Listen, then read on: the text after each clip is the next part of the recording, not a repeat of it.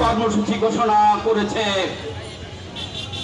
আপনারা জানেন, বাংলাদেশ জামাত ইসলামীর পক্ষ থেকে জুলাই সনদের বাস্তবায়ন এবং তার ভিত্তিতে ফেব্রুয়ারির জাতীয় সংসদের নির্বাচন,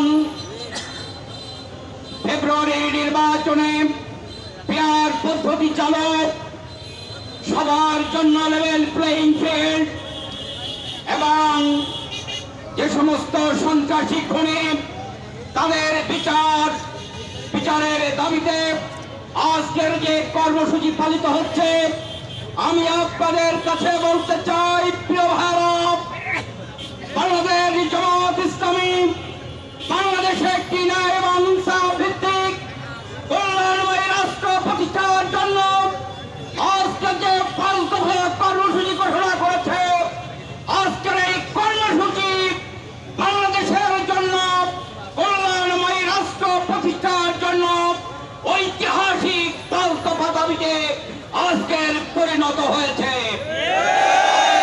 বাংলাদেশ জামাত ইসলামের এই 5 দফা দাবি যদি আজকের বাংলাদেশ সরকার মেনে নেয়, তাহলে বিগত 24শে জুলাই এবং আগস্টের আন্দোলনে যারা শহীদ হয়েছিল তাদের আত্মা শান্তি পাবে, বাংলাদেশ মুক্তি পাবে ফ্যাসিবাদের হাত থেকে। জামাত নেতৃবৃন্দ, সম্মানিত আমার সঙ্গে উপবিষ্ট আমাদের যশোরবাসী, আসসালামু আলাইকুম রহমতুল্লাহ।